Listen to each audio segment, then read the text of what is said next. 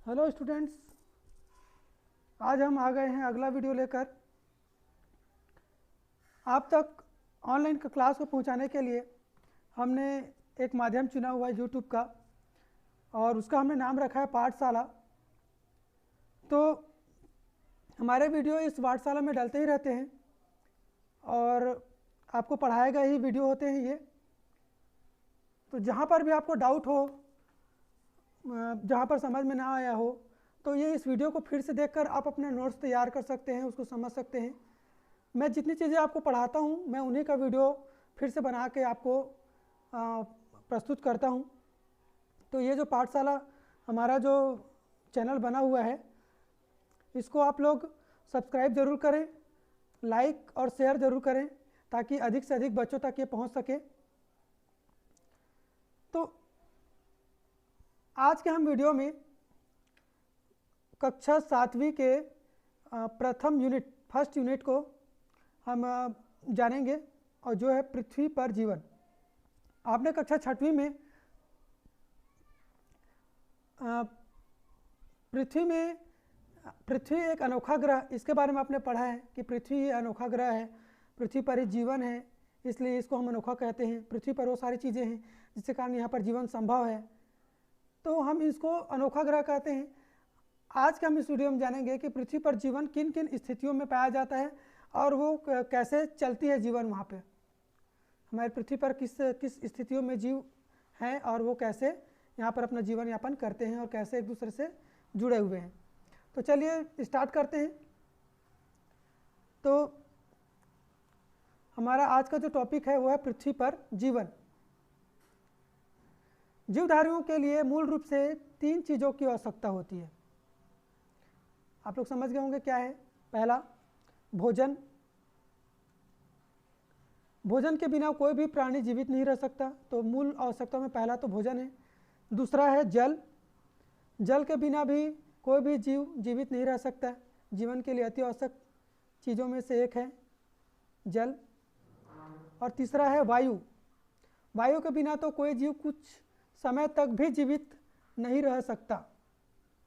तो इस तरह से ये मूल आवश्यकताएं हैं। बाकी जो आवश्यकताएं हैं वो बाद में अतिरिक्त बनाई गई आवश्यकताएं हैं, पर एक जीव को जीवित रहने के लिए ये 3 चीज़ें अति आवश्यक हैं: भोजन, जल और वायु। अब बाकी जो कंपोनेंट होते हैं हमारे पृथ्वी पर, जितने भी पर्यावरण के हमारे जो कंपोनेंट होते हैं, अवयव होते हैं, वो भी इनके ऊपर डिपेंड करते हैं। यदि मिट्टी ना हो तो भोजन कहाँ से मिले, पौधे ना हो तो वायु कहाँ से मिले। अगर पौधे और मिट्टी नहीं होंगे तो जल भी हमको नहीं मिल पाएंगे। मिट्टी नहीं होगा तो पौधे नहीं होंगे, पौधे नहीं होंगे तो जल भी हमको नहीं मिल पाएगा। बारिश भी अनियमित होगी, बारिश रुकेगा भी नहीं। तो इस तरह से सारी चीज़ें एक दूसरे के ऊपर डिपेंड करती हैं। मूल रूप से ये 3 चीज़ें, भोजन, जल और वायु, सभी जीवों के लिए आवश्यक है। अब हम जानेंगे कि हमारा जो पर्यावरण है वो क्या है। पर्यावरण 2 शब्दों से मिलकर बना है, परि प्लस आवरण। परि का अर्थ होता है हमारे चारों ओर, और आवरण का अर्थ है घेरा, अर्थात हमारे चारों ओर का घेरा या आवरण जिसमें सभी जीव निवास करते हैं, उसे उसका पर्यावरण कहते हैं। तो हमारे आसपास जितनी भी चीज़ें हैं, चाहे वो जीवित हों या अजीवित हों, मृत हो, वो सारी चीज़ें, चाहे वो हवा हो, प्रकाश हो, मिट्टी हो, जल हो, चाहे वो कोई जीव हो या पौधे हो, ये सारी चीज़ें मिलकर पर्यावरण बनाती हैं। तो ये देखिए, ये हमारा पर्यावरण का एक छोटा सा आपके पास चित्र आपको दिख रहा होगा। इसमें कुछ जीव दिख रहे होंगे, पौधे दिख रहे हैं, पानी दिख रहे हैं, प्रकाश दिख रहा है, पक्षियाँ उड़ रही हैं, आसमान है, बहुत सारी चीज़ें हैं जो हमारे पर्यावरण को मिलकर बनाती हैं। इसके बिना हमारा पर्यावरण नहीं चल सकता है। पृथ्वी पर अधिकतर स्थान ऐसे होते हैं जहाँ पर जीवन के लिए आवश्यक चीज़ें आसानी से मिल जाती हैं। ऐसे स्थानों पर अधिक मात्रा में जीव निवास करते हैं। कुछ जीव जमीन पर भी रहते हैं, कुछ जीव पानी में रहते हैं। तो पृथ्वी पर कुछ ऐसे स्थान भी है जहाँ पर चीज़ें आसानी से मिल जाती हैं। जैसे हम लोग जिस एरिया में रहते हैं, हम छत्तीसगढ़ में रहते हैं, यहाँ पर सारी चीज़ें आपको आसानी से मिल जाएंगी। शहरी क्षेत्रों में तो और आसानी से अवेलेबल रहते हैं। दूर जो जंगल क्षेत्र होते हैं वहाँ पे चीज़ें थोड़ी मुश्किल हो जाती हैं। तो ऐसी परिस्थितियों के बारे में हम आगे पढ़ने वाले हैं। किंतु कुछ स्थान ऐसे होते हैं जहाँ पर जीवन जीना कठिन होता है, यहाँ पर जनसंख्या भी बहुत कम होती है, जीव बहुत कम पाए जाते हैं, जैसे कि रेगिस्तान। रेगिस्तान अर्थात ये जो चित्र में आप देख रहे हैं, चारों तरफ रेत ही रेत होता है, पेड़ पौधे बहुत कम होते हैं, छायादार तो पौधे होते ही नहीं, कटीली पौधे होते हैं। तो ये जो क्षेत्र होते हैं ये रेगिस्तान कहलाते हैं। तो इन रेगिस्तान में बड़े छायादार वृक्ष नहीं होते, बहुत अधिक गर्मी पड़ती है, रात में बहुत अधिक ठंड हो जाती है। दिन में बहुत गर्मी पड़ती है पर रात में बहुत ज़्यादा ठंड पड़ती है। ऐसे ही कुछ बर्फीले क्षेत्र होते हैं, बर्फीले क्षेत्र जहाँ पर चारों तरफ बर्फ़ ही बर्फ़ होता है। तो ये बर्फीले क्षेत्र हैं जहाँ पर आप देख पा रहे होंगे चारों तरफ बर्फ़ ही बर्फ़ होते हैं। यहाँ पर भी जीवन कठिन होता है, तो यहाँ पर भी जनसंख्या जीवों की जनसंख्या बहुत कम होती है। बर्फीले प्रदेश जैसे कि उत्तर और दक्षिण ध्रुवों पर और ऊंचे पहाड़ों पर, जहाँ पर हमेशा वर्ष भर बर्फ़ जमे रहते हैं, यहाँ पर बहुत ज़्यादा ठंड होती है और यहाँ पर जीवधारी जो है कठिनाई से जीवन यापन करते हैं। तो ये कुछ क्षेत्र हुए जहाँ पर जीवन कठिन होता है, जैसे कि रेगिस्तान और ये बर्फीले क्षेत्र। अब आप लोग अपने आसपास के स्थितियों को देखेंगे। यदि हम पूरे भारत को देखें तो हमारा ये जो राज्य छत्तीसगढ़ है बहुत छोटा राज्य है। पूरे भारत को यदि देखें तो बहुत ज़्यादा विविधता आपको दिखेगा, इसके भौगोलिक बनावट में बहुत ज़्यादा अंतर आपको दिखेगा। तो हम भारत के नक्शे को देखें तो भारत 3 ओर से समुद्र से घिरा है। देखिए ये भारत ये 3 ओर से समुद्र से घिरा हुआ है। ये देखिए ये 3 ओर से पूरा समुद्र से घिरा हुआ है। ये जो आपको दिख रहे हैं पूरा नीला कलर, ये आपको पूरा ये समुद्र है, 3 ओर से पूरी तरह समुद्र से घिरा हुआ है। जबकि उत्तर में हिमालय पर्वत है। ये जो आपको चित्र में दिख रहा है ये उत्तर दिशा है। भारत के उत्तर में हिमालय पर्वत है, जहाँ पर छोटी छोटी पहाड़ियाँ हैं, जहाँ पर बहुत घने जंगल हैं, साथ ही बहुत ऊंची चोटियाँ भी हैं, जहाँ पर वर्ष भर हमेशा बर्फ़ जमे रहते हैं।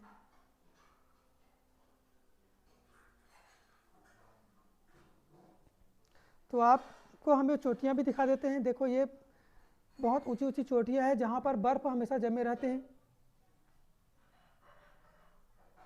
राजस्थान के बहुत बड़े भाग में रेगिस्तान है। वैसे ही उत्तर प्रदेश और बिहार में बड़े बड़े मैदान हैं। तो इस तरह से आप यदि पूरे भारत को देखें तो आपको यहाँ पे समुद्र दिखाई देंगे, 3 ओर से घिरा हुआ समुद्र। उत्तर में बहुत ऊंचे ऊंचे पहाड़, छोटे पहाड़ हैं, तो वहाँ पे बहुत ज़्यादा जंगल हैं, बहुत घने जंगल हैं, है ना। ऊंचे पहाड़ों पर बर्फीला इलाका है। राजस्थान में रेगिस्तान है, उत्तर प्रदेश और बिहार में बड़े बड़े मैदान हैं। तो ये इस तरह से बहुत ज़्यादा विविधता यहाँ पे मिलती है हमारे भारत में।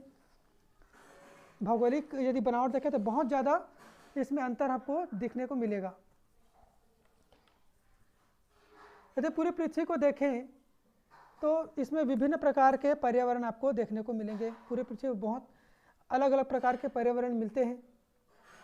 पृथ्वी पर 2 ध्रुव हैं, उत्तरी ध्रुव और दक्षिणी ध्रुव। दोनों ध्रुवों में बहुत अधिक ठंड रहती है और वहाँ पर वर्ष भर बर्फ जमे रहते हैं।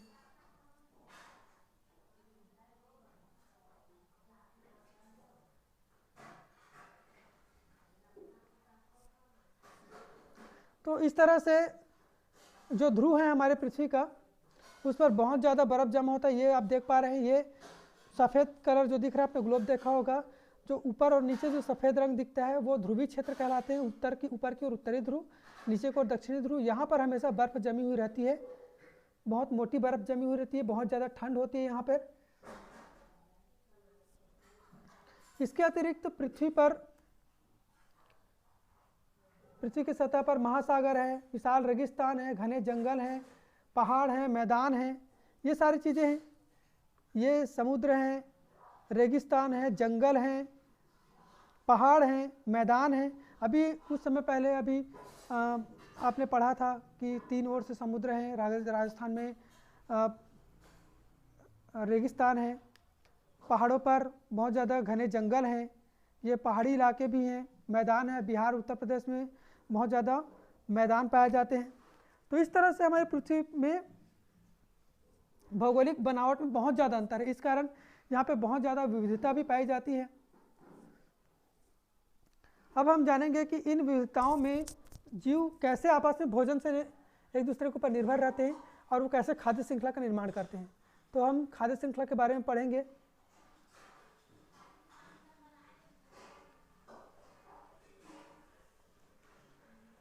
पुराने मकानों, किलों आदि की दीवारों पर पीपल के पेड़ उग जाते हैं। ये जो पीपल के पेड़ होते हैं, इन्हें श्वसन करने के लिए और भोजन बनाने के लिए, प्रकाश संश्लेषण के लिए वायुमंडल से ऑक्सीजन और कार्बन डाइऑक्साइड मिल जाती है। पर पोषक तत्व कहाँ से मिलते होंगे? तो पोषक तत्व इनको, चूँकि वो दीवार बहुत पुरानी हो गई है, वहाँ पर काई उग जा रहती है, वो वहाँ पर पोषक तत्वों का निर्माण कर देती हैं, तो वो वहाँ से अपना पोषक तत्व प्राप्त कर लेती हैं। कुछ जीव ऐसे होते हैं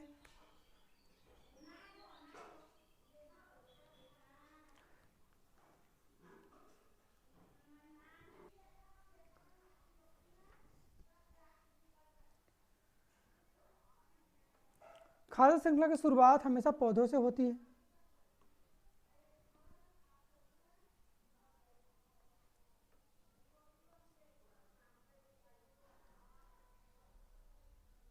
कुछ जीव ऐसे भी होते हैं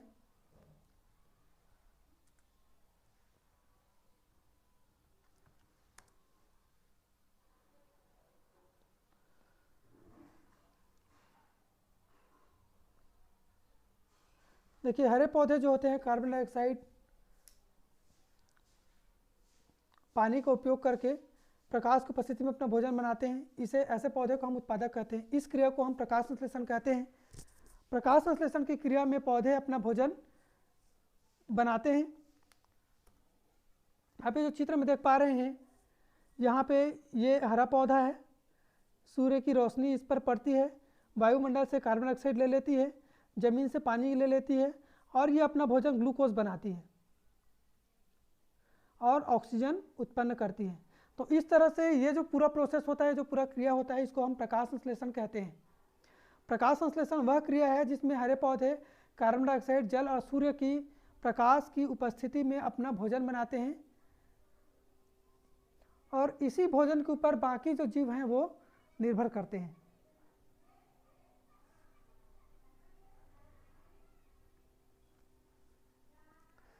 तो आप लोग समझ पा रहे होंगे कि खाद्य श्रृंखला कहने का मतलब क्या हो रहा है कि जितने भी जीवधारी हैं सब भोजन के लिए एक दूसरे के ऊपर निर्भर हैं। और इसी आरेख को दिखाने के लिए इसी को हम जब आरेख के रूप में खींचते हैं तो इसको हम खाद्य श्रृंखला कहते हैं। जैसा कि अभी हमने बताया कि पौधे जो होते हैं वो भोजन अपना बना रहे हैं, स्वयं अपना भोजन बना रहे हैं, किसी दूसरे के जीव के ऊपर निर्भर नहीं है, इसलिए इन पौधों को हम उत्पादक कहते हैं। इस कारण जितने भी खाद्य श्रृंखलाएं होती हैं वो इन उत्पादकों से ही स्टार्ट होता है, शुरू होता है। तो हरे पौधों से ही इस कारण जो खाद्य श्रृंखला है वो शुरू होती है। अन्य जीव अपने भोजन के लिए प्रत्यक्ष या अप्रत्यक्ष रूप से पौधों के ऊपर निर्भर करते हैं।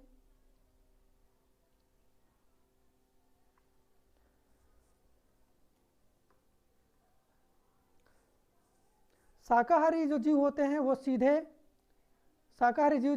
सीधे ही पौधों से अपना भोजन प्राप्त कर लेते हैं, मतलब वो डायरेक्ट इन पौधों के ऊपर निर्भर करते हैं। जबकि जो मांसाहारी जीव होते हैं वो इन शाकाहारियों के ऊपर निर्भर करते हैं। इस तरह से वो अप्रत्यक्ष रूप से पौधों के ऊपर निर्भर करते हैं, जबकि जो सर्वाहारी होते हैं वो पौधे और दूसरे जीवों के दोनों के ऊपर निर्भर करते हैं।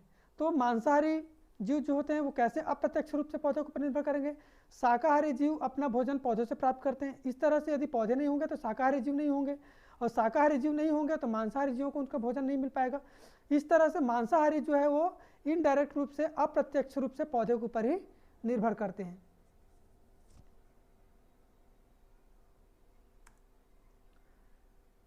हम अभी जैसा कि बात कर रहे थे कि पुराने बिल्डिंग्स होती हैं, वहाँ पे पीपल के पौधे उगाते हैं और उनको जो पोषक तत्व होते हैं वो कहाँ से मिलते हैं? जो पुराने बिल्डिंग हो जाए रहती है वहाँ पे फंगस उग जाए रहते हैं या काइयाँ उग जाए रहती है, वो वहाँ की जो मिट्टी सीमेंट या जो भी गारा है उसमें वहाँ पर पोषक तत्व उत्पन्न कर देती हैं, तो वहाँ से उसको पोषक तत्व मिल जाते हैं।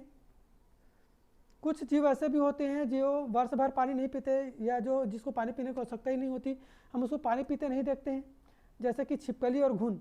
तो छिपकली और घुन कुछ ऐसे जीव हैं जो पानी पीते हुए नहीं दिखाई देते। क्यों? इन जीवों को इनके भोजन से ही पर्याप्त मात्रा में पानी मिल जाता है, इस कारण हम इसको पानी पीते हुए दिखाई नहीं देखते हैं। तो छिपकली और घुन कुछ ऐसे जीव हैं जो पानी पीते हुए हमको दिखाई नहीं देते, क्योंकि इनको इनके भोजन से पर्याप्त मात्रा में पानी मिल जाता है। अब हम जानेंगे कि खाद्य श्रृंखला रेगिस्तान में किस प्रकार की खाद्य श्रृंखला होती है। राजस्थान का एक ऐतिहासिक नगर जैसलमेर है जो रेगिस्तान में बसा हुआ है। यदि राजस्थान का एक ऐतिहासिक नगर है जैसलमेर, यहाँ पे बड़े बड़े महल हैं, ऐतिहासिक रूप से यह एक पर्यटन स्थल है। ये जो जैसलमेर है वह रेगिस्तान पर बसा हुआ है। ये देखिए, ये जैसलमेर है और ये रेगिस्तान पर बसा हुआ शहर है। इससे बाहर जब निकल कर हम देखें तो चारों तरफ हमको रेत ही रेत दिखाई देता है। यहाँ पर विशाल रेगिस्तान है। यहाँ पर बड़े पेड़ों के बजाय कांटेदार पेड़ अधिक दिखाई देते हैं। मतलब यहाँ पे बड़े बड़े वृक्ष, छायादार वृक्ष नहीं हैं, बल्कि वहाँ पर कांटेदार पौधे ही आपको दिखाई देंगे। बबूल की तरह दिखने वाला एक पौधा जिसको खेजड़ी कहा जाता है, वो बहुत अधिक मात्रा में, अधिकांश रूप में अधिकांश पौधे जो होते हैं इसी वैरायटी के वहाँ पर मिलते हैं। बहुतायत में पाए जाने वाला पौधा है खेजड़ी, जो रेगिस्तान में मिलता है। वो कुछ इस तरह से देखता है, देखिए बबूल की तरह दिखाई देता है, इसे हम खेजड़ी पौधा कहते हैं। इसके अलावा रेगिस्तान में खेजड़ी पौधे के अलावा रेगिस्तान में नागफनी, कैक्टस जैसे पौधे भी आपको देखने को मिलेंगे। यहाँ पर दिन में बहुत तेज़ धूप के कारण दूर दूर तक कोई जीव दिखाई नहीं देता है। जैसे ही शाम होता है सभी जीव, बहुत सारे जीव जो होते हैं वो बिल से बाहर आ जाते हैं, अपने आवास से बाहर आ जाते हैं भोजन की तलाश में। जैसे कि रेगिस्तानी छिपकली, रेत में बिल बनाकर रहने वाले चूहे, रेत में चलने वाले कीड़े वहाँ पे और भी पाए जाते हैं, जैसे कि रेगिस्तानी उल्लू, बाज। ये सारे जो जीव हैं वो रेगिस्तान में पाए जाते हैं। और ये जैसे ही शाम होते हैं वहाँ पर वो निकलना प्रारंभ कर देते हैं। तो इसको हम खाद्य श्रृंखला के रूप में कैसे लिख सकते हैं? तो जैसे कि ये जो कीड़े हैं, रेत में चलने वाले कीड़े हैं, ये रेत में चलने वाले कीड़े हैं, यह पौधों से अपना भोजन प्राप्त कर लेते हैं। वहाँ पर जो पौधे मिलते हैं, जैसे कि हमने बताया खेजड़ी, नागफनी, है ना, ये जो पौधे होते हैं यहाँ से अपना भोजन प्राप्त कर लेते हैं, और इनको वहाँ रहने वाली रेतीली छिपकली, रेत में रहने वाली छिपकली अपना भोजन बना लेती है। और रेत में रहने वाली छिपकली को वहाँ पर पाया जाने वाला रेगिस्तानी उल्लू अपना भोजन बना लेता है। तो इस तरह से एक सिंपल सा एक खाद्य श्रृंखला बन गया। इसके अलावा इन छिपकलियों को वहाँ रहने वाला बाज भी खा सकता है, या ये जो उल्लू है इस छिपकलियों के अलावा वहाँ रहने वाले चूहों को भी खा सकता है। तो इस तरह से एक खाद्य श्रृंखला बनती है। तो इसको हम इस तरह से लिख सकते हैं कि रेत में चलने वाले कीड़े इसको खाते हैं, रेगिस्तानी छिपकली। तो जो जिसको अपना भोजन बनाते हैं उस ओर तीर का निशान होता है, ये जरूर याद रखें। जब भी हम इसको दर्शाते हैं खाद्य श्रृंखला को, तो तीर का निशान उस ओर रहता है जिन्होंने किसी जीव को अपना भोजन बनाया हुआ हो। जैसे रेत में चलने वाले कीड़े को रेगिस्तानी छिपकली खाता है, तो रेत से चलने वाले कीड़े से लेकर रेगिस्तानी छिपकली की ओर तीर का निशान होगा। इसी तरह रेगिस्तानी छिपकली को रेगिस्तानी उल्लू खाता है, तो तीर का निशान उसकी ओर होगा। तो ये जो आरेख हमने बनाया हुआ है यह कहलाता है खाद्य श्रृंखला। इस प्रकार रेत में रहने वाले कीड़े, रेगिस्तानी पौधे और रेगिस्तानी छिपकली, इन कीड़ों से और रेगिस्तानी उल्लू तथा बाज जैसे पक्षी इन छिपकलियों एवं रेगिस्तानी चूहों और पक्षियों से भोजन प्राप्त करते हैं और एक खाद्य श्रृंखला का निर्माण करते हैं।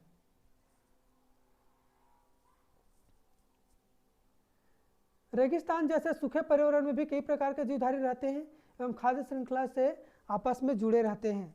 आपने देखा कि ऐसे शुष्क क्षेत्रों में भी जीवन चलता है और ये खाद्य श्रृंखला से आपस में जुड़े रहते हैं। अब हम इसके बाद जानेंगे कि समुद्र में किस प्रकार की खाद्य श्रृंखलाएं होती हैं।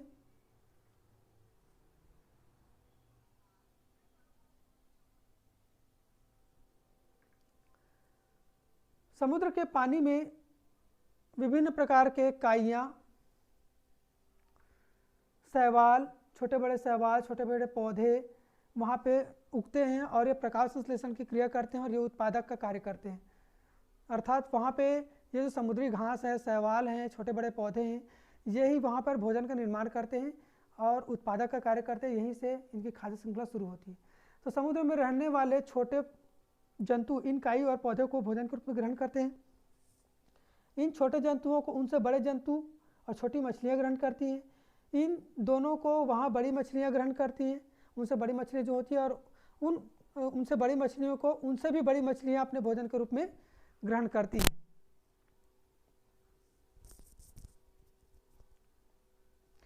तो इसको हम यदि देखें तो देखिए ये समुद्री घास है, इसको वहाँ पर रहने वाले छोटे जीव ग्रहण करते हैं। ये समुद्री जीव हैं जो उसको ग्रहण करते हैं। इन समुद्री जीवों को वहाँ पर रहने वाली छोटी मछलियाँ ग्रहण करती हैं। इन छोटी मछलियों को उनसे भी बड़ी मछलियाँ ग्रहण करती हैं और इन बड़ी मछलियों को उनसे भी बड़ी मछलियाँ अपने भोजन के रूप में ग्रहण करती हैं। इस तरह से ये खाद्य श्रृंखला चलती है। तो इसको हम इस तरह से लिख सकते हैं, समुद्री काई,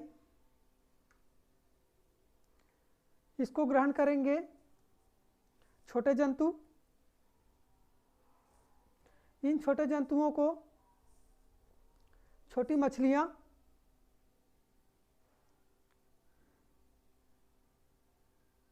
इन छोटी मछलियों को मध्यम आकार की मछलियाँ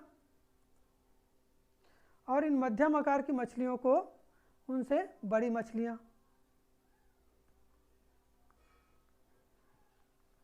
तो इस तरह से ये समुद्र का खाद्य श्रृंखला है। तो समुद्र में तो बहुत विशाल समुद्र है और वहाँ पे जीव भी बहुत ज़्यादा पाए जाते हैं। तो यहाँ की जो खाद्य श्रृंखला होती है वो बहुत वृहद होती है, बहुत बड़ी होती है। अब हम पुनः बर्फीले क्षेत्र की ओर चलते हैं, वहाँ पर किस प्रकार की खाद्य श्रृंखला पाई जाती है। तो पृथ्वी में उत्तरी ध्रुव को आर्कटिक प्रदेश कहा जाता है, जहाँ वर्ष भर बर्फ जमे रहते हैं। गर्मी के मौसम में बर्फ जब थोड़ी पिघलती है तो वहाँ पर छोटे छोटे पौधे, काइयाँ आती हैं और ये जो है वहाँ पर उत्पादक का कार्य करते हैं। यहाँ पर मुख्य रूप से चूहे, हिरण, खरगोश, शाकाहारी प्राणी यहाँ पर पाए जाते हैं।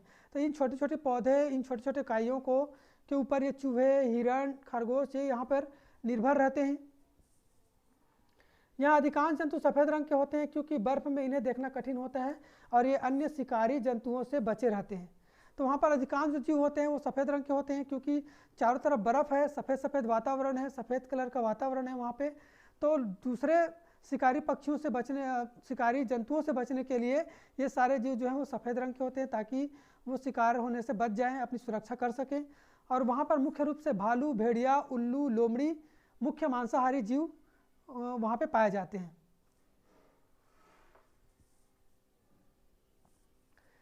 तो यहाँ पर थोड़ा गौर करने वाली बात है कि बर्फीले क्षेत्र में जो खाद्य श्रृंखलाएं चलती हैं वो समुद्र से शुरू होती हैं और बर्फीले क्षेत्र में समाप्त होती है। अर्थात बर्फीले क्षेत्र का कोई अलग से खाद्य श्रृंखला हम बना सकते हैं पर बहुत छोटा बनेगा।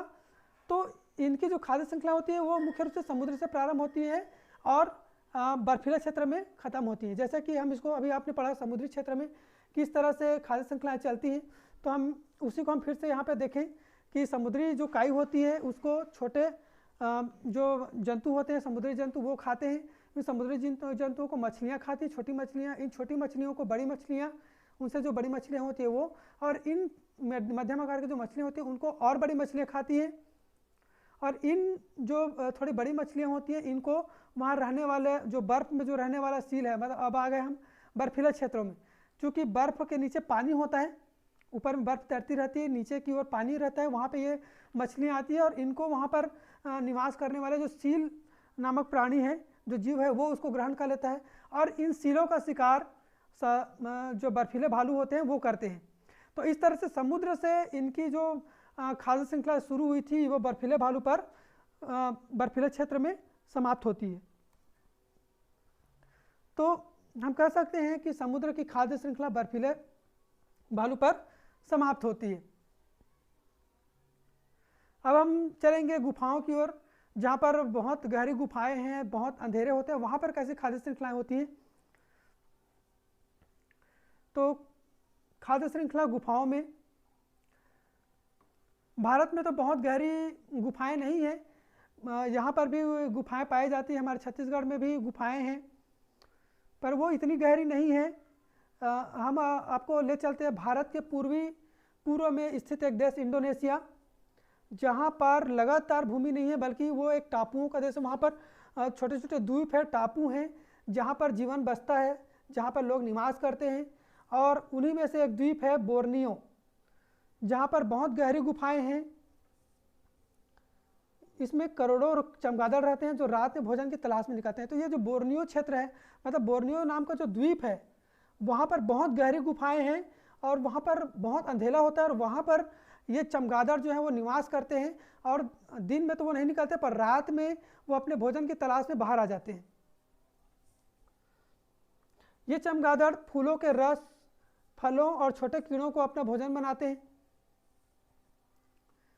तो ये जो चमगादड़ निकलते हैं वो फूलों के रस को पी लेते हैं, फलों को खा लेते हैं, या आसपास उड़ने वाले छोटे मोटे कीड़े को उनको वो ग्रहण कर लेते हैं भोजन के रूप में। हम बोर्नियो का ये पौधा आपको दिखा रहे हैं, ये फूल है और इसके फल और फूल का उपयोग ये चमगादड़ अपना भोजन ग्रहण करने में करते हैं। तो इसको चमगादड़ ग्रहण करते हैं। अगर हम गुफा के अंदर देखें तो गुफा के अंदर तो बहुत ज़्यादा अंधेरा है, तो वहाँ पर बहुत ज़्यादा जीव निवास नहीं करेंगे, वहाँ पर खाद्य श्रृंखलाएं उतनी लंबी नहीं बनेगी। तो ये जो चमगादड़ की जो खाद्य श्रृंखलाएं वो अधिकांश खाद्य श्रृंखला बाहर चलेंगी, मतलब गुफा के अंदर खाद्य श्रृंखलाएं पूरी नहीं चलती हैं, अधिकांश भाग जो है वो गुफा के बाहर होता है। अब ये जो चमगादड़ हैं ये जब बाहर आएंगे भोजन की तलाश में तो इनका शिकार कोई और प्राणी कर लेगा। इस तरह से उस चमगादड़ को जो शिकार करने वाला प्राणी उसका कोई और शिकार कर लेगा। इस तरह से ये खाद्य श्रृंखला चलती रहेंगी। तो इस तरह से गुफा के अंदर उतनी बड़ी खाद्य श्रृंखला नहीं चलती है जितनी उसकी जो बाकी जो खाद्य श्रृंखला की कड़ी होती है वो गुफा के बाहर होती है। तो गुफा में खाद्य श्रृंखला का छोटा सा कड़ी होता है, बाकी भाग गुफा के बाहर में होता है।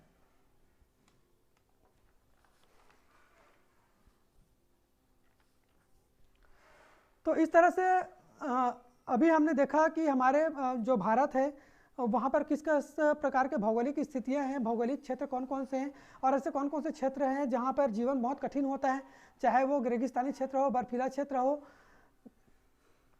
तो ऐसे स्थानों पर बहुत ज़्यादा कठिनाई होती हैं। बहुत गहरी जहाँ पे बोल सकते हैं हम जंगल हैं या पहाड़ी इलाके हैं जहाँ पर बर्फ़ जमे रहते हैं, वहाँ पर जीवन जो है बहुत कठिन होता है। और हमने देखा कि कौन कौन से खाद्य श्रृंखलाएँ कहाँ पर किस प्रकार की खाद्य श्रृंखला चलती हैं, चाहे वो समुद्री खाद्य श्रृंखला हो जो बर्फीले क्षेत्रों में आकर ख़त्म होती है, रेगिस्तानी खाद्य श्रृंखला है। हम ये सारी चीज़ें अभी हमने जाना कि जीवन जो है वो कहीं पर रुकती नहीं है, जैसे भी परिस्थिति है वहाँ पर खाद्य श्रृंखला, हमारा पर्यावरण वहाँ पे संतुलित रहता है। यदि ये पर्यावरण बिगड़ जाए, संतुलित ना हो, जैसे भी हमने अभी पढ़ा, जैसा भी वातावरण रहा हो वहाँ पे पर्यावरण हमेशा संतुलन में रहता है, उस क्षेत्र के हिसाब से वहाँ पर जीव जो है अपने आप को ढाले हुए रखते हैं। तो हम अब जानेंगे कि पर्यावरण प्रदूषण और पर्यावरण संतुलन हम कैसे बना सकते हैं, पर्यावरण प्रदूषण क्या है और पर्यावरण संतुलन हम कैसे रख सकते हैं। तो हमारे पर्यावरण में अनेक सजीव और निर्जीव घटक है। सजीव घटक कहने का मतलब जितने भी सजीव यहाँ पे पाए जाते हैं, पौधे हैं, कोई भी जीव है ना, छोटे सूक्ष्म जीव हैं, ये सारी चीज़ें मिलकर वहाँ के सजीव घटक कहलाती हैं। जबकि प्रकाश है, मिट्टी है, जल है, वायु है, ये सारी चीज़ें जो है वो निर्जीव घटक होती हैं। तो ये पूरे संतुलन में रहते हैं, जितने भी सजीव और निर्जीव घटक हमारे पर्यावरण के वो संतुलन में रहते हैं। यदि इनका संतुलन बिगड़ जाए तो हम कहते हैं कि पर्यावरण प्रदूषित हो गया, अब हमारे लिए वो हानिकारक हो गया। जब ये घटक हमारे लिए हानिकारक बन जाए, जैसे कि वायु में बहुत विषैली गैसें आ जाए, तो हम कहेंगे कि वायु हमारे लिए नुकसानदायक हो गया है, अब वो विषैली हो गई है या प्रदूषित हो गई है, और हमारा जो वातावरण है वो संतुलन खो देगा, संतुलन बिगड़ जाएगा, क्योंकि जीव वहाँ पर अब जीने के लायक नहीं रह जाएगा। तो हमको हमारे पर्यावरण के साथ संतुलन बना के रखना अति आवश्यक है। तो प्रदूषण को रोकने के लिए, पर्यावरण संतुलन बनाए रखने के लिए हमको कुछ उपाय किए जाने बहुत ज़रूरी हैं, क्योंकि पर्यावरण प्रदूषण हमारी ही गलतियों के कारण हो रहा है। हम पेड़ काट रहे हैं, प्रदूषण फैला रहे हैं, कूड़े करकट फैला रहे हैं, हम उसका नियमन नहीं कर रहे हैं। तो इस तरह से ये हमारी गलतियों के कारण ही जो तालमेल है वो बिगड़ रहा है। तो हमको इसको ठीक करना है। तो हम क्या क्या कर सकते हैं पर्यावरण प्रदूषण को ठीक करने के लिए, संतुलन बनाए रखने के लिए हम क्या कर सकते हैं? तो हम कुछ पॉइंट हम यहाँ पे पॉइंट आउट कर रहे हैं। इसके अलावा और बहुत से पॉइंट है जिसको आप अपने हिसाब से आप बता सकते हैं। जैसे कि हमें सार्वजनिक स्थानों पर गंदगी नहीं करनी चाहिए और सरकार के स्वच्छता संबंधित नियमों को कड़ाई से पालन किया जाना चाहिए। सरकार ने अभी अभियान चला रखा है कि सभी तरफ स्वच्छता हो, हमारा देश स्वच्छता के नाम से जाना जाए। तो इस तरह से गवर्नमेंट की जो गाइडलाइन होती है कि आप कूड़े करकट को आप एक नियत स्थान पर ही रखिए। आपने देखा होगा ग्राम पंचायतों में, शहरों में डस्टबिन बनाए गए हैं, और शहरों में तो आजकल कचरा इकट्ठा करने के लिए भी व्यवस्था कर दी गई है। गाँव में भी पंचायत स्तर पर नियत स्थान बनाया गया है जहाँ पर कचरा इकट्ठा किया जाता है, उसका व्यवस्थापन किया जाता है। तो इस तरह से इनका कड़ाई से पालन किया जाना बहुत ज़रूरी है। दूसरा हम कर सकते हैं कि पेड़ों को ना काटना और अधिक से अधिक पेड़ लगाना। यदि हम अधिक से अधिक पेड़ पौधे लगाएंगे तो हमारा पर्यावरण शुद्ध रहेगा, साफ रहेगा। इसके अलावा अपनी सामाजिक जिम्मेदारियों को समझते हुए लोगों को स्वच्छता के प्रति जागरूक करना। हम लोगों को स्वच्छता के प्रति जागरूक करें, उनको बताएं कि स्वच्छता का क्या महत्व है, उनसे क्या लाभ होता है, हम कैसे स्वच्छता रख सकते हैं अपने आसपास। बहुत सारे आर्थिक और शारीरिक हमको लाभ मिलते हैं इससे। यदि हम स्वच्छ रहेंगे, साफ रहेंगे तो हम बीमार नहीं पड़ेंगे, हमारे जो मेडिकल में जो खर्चे हैं वो कम हो जाएंगे और शरीर बीमार नहीं पड़ेगा। तो हम तन मन रूप से स्वस्थ रहेंगे तो हम कार्य भी अच्छा कर पाएंगे, आउटपुट भी अच्छा दे पाएंगे। हमारा जो गांव है, शहर है, वो बहुत साफ दिखेगा, गंदगी नहीं होगी, आकर्षक लगेगा। तो इस तरह से बहुत सारे फायदे हैं जिसके कारण हमको ये पर्यावरण प्रदूषण को रोका जाना चाहिए, पर्यावरण में संतुलन बनाए रखे रहना चाहिए। हम ये सारे चीज़ें हम करेंगे तो हमको बहुत सारे बेनिफिट होगा। हमारा पर्यावरण संतुलित रहेगा तो बारिश सही होगी, हमको पानी सही मात्रा में मिल पाएगा, भूमि अच्छी रहेगी तो फसल भी अच्छे होंगे। इस तरह से जब तक हम पर्यावरण को अपने साथ सही तरीके से नहीं रखेंगे तो अगर हम उसको कोई नुकसान पहुंचाते हैं तो वो हमारे लिए ही हानिकारक होता है। तो इस तरह से हम कुछ बिंदु हम पॉइंट आउट किए हुए हैं। आप अपने हिसाब से और भी बहुत सारे तरीके हैं अपने आसपास को साफ रखने का, जैसे कि आसपास पानी जमा ना होने देना, गांव में टोलियाँ बनाना जो साफ सफाई का ध्यान रख सके। इस तरह से बहुत सारे हम क्रियाकलाप कर सकते हैं। तो अंत में हम इस जो हमने जितना भी स्टडी किया है उसके लिए हम आपको कुछ वर्क दे रहे हैं जिसको आप ज़रूर करिए। आपके लिए होमवर्क है, गृह कार्य है। आपका पहला जो गृह कार्य है वो है रेगिस्तान और बर्फीले क्षेत्रों में जीवन जीने के लिए कौन कौन सी कठिनाइयाँ होती होंगी, उस पर आप अपना विचार व्यक्त कीजिए। आप सोचें कि अगर आप बर्फीले क्षेत्रों पर या रेगिस्तान पर होते तो आपको जीने के लिए कौन कौन सी कठिनाइयाँ आती, उसके बारे में आपको बताना है, आपको लिखना है। दूसरा प्रश्न है छिपकली, घुन आदि जीव पानी पीते हुए दिखाई क्यों नहीं देते। तो बच्चों ये प्रश्न जो है आपके इसी यूनिट से हैं तो आप इसको जरूर कीजिए। आर्कटिक प्रदेशों में अधिकांश जीव सफ़ेद क्यों होते हैं। अभी आपने पढ़ा आर्कटिक क्षेत्र जो होते हैं जहाँ पे बर्फ़ हमेशा बर्फ़ जमी रहती, चारों तरफ बर्फ़ होते हैं, ऐसे क्षेत्रों पर जो जीव होते हैं वो सफ़ेद रंग के होते हैं। ऐसा क्यों होता है। किसी घास के मैदान की खाद्य श्रृंखला बनाइए। आपके आसपास घास का मैदान होगा, वहाँ पर देखिए कि ऐसा कौन सा पौधा है जो उत्पादक है और उसके साथ में कौन कौन से जीव उस पर भोजन के लिए निर्भर है, और उस घास के मैदान की खाद्य श्रृंखला बनाइए। पर्यावरण प्रदूषण से बचाव के लिए कौन कौन से उपाय किए जाने चाहिए।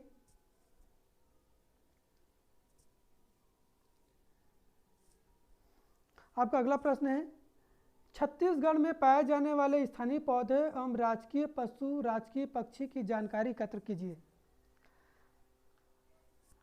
तो हमने ये पूरा यूनिट हमने कवर किया हुआ है। आपको आपके लेवल की कक्षा 7वीं की लेवल की जितनी बातें हमने आपको इस पे कवर किया हुआ है।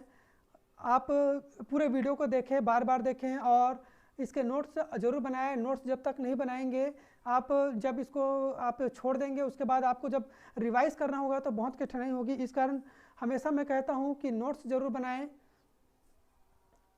और इस चैनल को सब्सक्राइब ज़रूर करें ताकि मेरे जो आने वाले वीडियोस हैं उसकी जो सूचनाएं आपको ज़रूर मिलती रहें। और इसको शेयर ज़रूर करें। शेयर करने से आपके जितने भी आपके साथ पढ़ने वाले बच्चे हैं जो इसका लाभ ले सकते हैं उनको ज़रूर भेजें।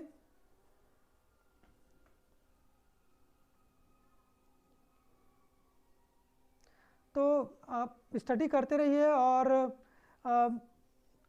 आपको ये नोट्स बनाकर इसका रिवाइज ज़रूर करेंगे। और जितने भी प्रश्न हैं वो यदि आपको समझ में नहीं आते हैं तो आप मुझे कांटेक्ट कर सकते हैं।